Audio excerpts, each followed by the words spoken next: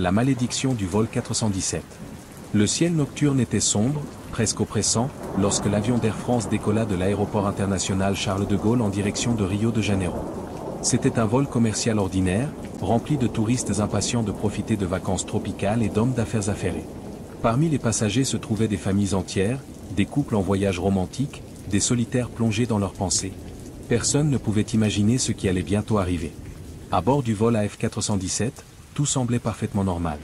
Les hôtesses s'affairaient à servir boissons et repas, les passagers regardaient des films sur leurs écrans individuels ou somnolaient tranquillement, berçant par le ronronnement régulier des moteurs. Le commandant de bord avait même annoncé que l'on pourrait admirer une magnifique vue sur l'Atlantique quelques heures plus tard, grâce aux conditions météorologiques exceptionnellement claires. Mais alors que l'appareil survolait la zone océanique au large des côtes du Sénégal, quelque chose changea brusquement. Les lumières intérieures clignotèrent brièvement, comme si une légère coupure de courant venait de se produire. Personne n'y prêta vraiment attention, après tout, cela arrive parfois. Mais quelques secondes plus tard, un grondement sourd résonna dans toute la cabine, suivi d'un silence inquiétant. Le bruit constant des moteurs s'était tu. Complètement. Puis, sans avertissement, tous les écrans vidéo s'éteignirent en même temps. Même les petites lampes de lecture individuelle cessèrent de fonctionner. L'obscurité envahit l'intérieur de l'avion, interrompue uniquement par la faible lumière provenant des hublots. Un murmure parcourut les rangées. Quelques passagers commencèrent à paniquer. Un enfant se mit à pleurer. Une hôtesse tenta de calmer tout le monde, mais sa voix tremblait. Personne ne comprenait ce qui se passait. Et puis, il y eut la voix. Faible, lointaine, comme si elle provenait du cockpit, mais étouffée, comme si elle traversait des kilomètres avant d'atteindre les oreilles des passagers. Elle prononça une phrase incompréhensible en français, mais avec un accent étrange, presque archaïque. « Vous ne deviez pas être ici. » Silence. Puis, un hurlement perçant retentit depuis l'arrière de l'appareil. L'équipage contacta immédiatement la tour de contrôle pour signaler une panne électrique majeure. Mais personne ne répondit. Aucun signal. Rien. La dernière transmission radio envoyée par le vol AF417 fut captée par un cargo naviguant au large de l'île de Sao Pedro, dans l'océan Atlantique Sud. Ce qu'on entendit défiait toutes les lois de la raison. Ici le commandant du vol 417. Nous ne savons pas où nous sommes. Le GPS ne fonctionne plus. Les étoiles ont disparu. Et quelque chose est monté à bord. Et puis, le silence. Personne ne revit jamais le vol AF417. Aucun débris. Aucune trace. Aucun corps. Disparu. Sans explication. Mais 5 mois plus tard, un pêcheur isolé trouva quelque chose d'étrange flottant près des côtes du Brésil, une valise en cuir, encore intacte, appartenant à une passagère nommée Claire Moreau. À l'intérieur, des vêtements, un journal de voyage et une caméra numérique. Curieux, le pêcheur apporta la caméra chez lui et brancha son disque dur sur son ordinateur. Ce qu'il vit bouleversa sa vie à jamais. Des images, des sons, des choses impossibles à expliquer. Et vous, êtes-vous prêt à voir ces images? Êtes-vous prêt à découvrir ce qui est vraiment arrivé à bord du vol 417? Car ce que vous allez voir maintenant, va changer votre perception de la réalité. Voici les premières séquences filmées par Claire Moreau, juste avant que tout ne bascule. La scène s'ouvre sur l'intérieur de l'avion, plongé dans une obscurité presque totale. On distingue à peine les silhouettes des passagers. Certains dorment, d'autres discutent à voix basse. Puis, soudain, un frisson parcourt l'air. Claire ajuste la caméra, visiblement nerveuse. Claire, chuchotant, je ne sais pas ce que c'est, mais ça ne me plaît pas. Tout est si, silencieux. Trop silencieux. Elle braque l'objectif vers l'allée centrale. Rien. Puis, une ombre furtive traverse le champ. Claire sursaute. Claire, tu as vu ça? Une autre voix, masculine, murmure derrière elle, ce n'est rien, chérie. Arrête de t'inquiéter.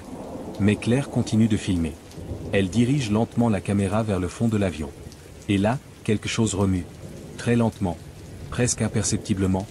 Puis, une silhouette humaine se dessine entre deux rangées de sièges. Pas celle d'un passager. Non. Cette silhouette semble flotter. Ses bras sont tendus, raides. Sa tête penche bizarrement d'un côté, comme si elle n'avait pas de colonne vertébrale. Et ses yeux, noirs. Sans pupille.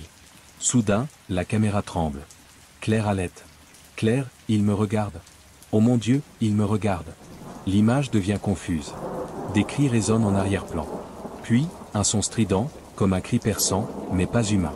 Enfin, l'écran devient noir. Fin de la séquence. Plusieurs autres fragments furent retrouvés sur la caméra. Certains montraient des passagers parlant dans leur sommeil, prononçant des phrases incompréhensibles dans des langues oubliées. D'autres capturaient des phénomènes inexplicables, des portes de toilettes s'ouvrant toutes seules, des reflets dans les hublots qui ne correspondaient à aucun visage, et même une hôtesse marchant dans l'allée, sans ombre. Mais la séquence la plus terrifiante fut celle-ci. Claire, visiblement terrorisée, filme à nouveau. Elle est seule. Ou du moins, c'est ce qu'elle pense. Elle chuchote à la caméra. « Claire, je crois que je suis la seule encore consciente. Je ne sais pas ce qui est arrivé aux autres. Ils dorment. Mais ce n'est pas normal. Ils ne respirent presque plus. Et cette chose, elle est toujours là. Elle me suit. Elle pivote lentement, balayant l'intérieur de l'avion avec la caméra. Tout semble figé. Puis, soudain, une respiration. Douce, près de son oreille. Claire se retourne brusquement. Personne. Elle murmure, « Qui es-tu? Pourquoi es-tu ici ?» Un ricanement sinistre retentit derrière elle. Faible. Moqueur. Inhumain. Et là, dans le reflet du hublot devant elle, une figure apparaît. Derrière elle. Debout. Silencieuse. Claire se retourne, paniquée, et lève la caméra. L'image est trouble. Un mouvement rapide. Un cri. Puis, l'écran devient noir. Pour de bon.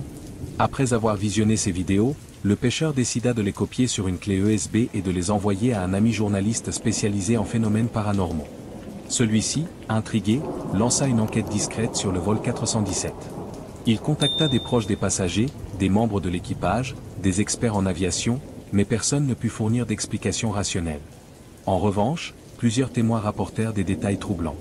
Un ancien pilote affirmant avoir entendu parler d'une « zone de non-retour » au-dessus de l'Atlantique, où des avions auraient mystérieusement disparu sans laisser de traces. Une femme affirmant avoir rêvé de l'accident exactement une semaine avant le vol. Et surtout, un homme âgé vivant dans une petite île reculée, affirmant que les anciens gardiens de l'air punissent ceux qui osent traverser leur domaine sacré. Mais le plus étrange fut découvert bien plus tard. Dans les fichiers cachés de la caméra, l'ami journaliste trouva une vidéo supplémentaire. Personne ne l'avait remarquée auparavant. Elle datait du lendemain de la disparition du vol. Mais comment une caméra retrouvée 5 mois plus tard aurait-elle pu enregistrer une vidéo postérieure à la date du crash? La vidéo commence avec une image floue. Puis, peu à peu, on distingue une silhouette assise dans une cabine d'avion plongée dans l'obscurité.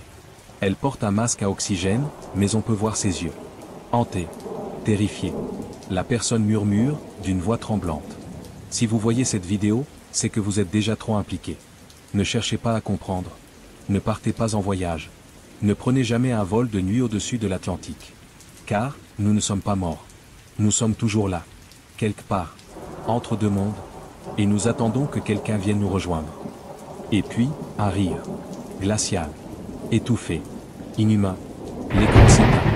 Depuis la diffusion de ces vidéos, des dizaines de personnes affirment avoir reçu des appels téléphoniques étranges, des messages vocaux sans explication, des rêves récurrents d'un avion perdu dans le ciel. Certains affirment même avoir vu des avions fantômes passer dans le ciel, sans signal radar, sans bruit. Et vous? Que feriez-vous si vous receviez un appel de quelqu'un qui dit être coincé entre la vie et la mort? Si vous entendiez une voix venue de nulle part vous dire « Tu es le prochain ». Alors maintenant, je te pose la question. Es-tu prêt à croire à l'impossible? Veux-tu savoir ce qui est vraiment arrivé au vol 417? Si ta réponse est oui, alors je t'en prie, abonne-toi à cette chaîne dès maintenant. Clique sur la cloche pour activer les notifications, car ce que je vais révéler dans les prochaines semaines va te glacer le sang. Et si tu as aimé cette histoire, laisse un commentaire sous la vidéo. Dis-moi ce que tu en as pensé. As-tu senti un frisson parcourir ton échine?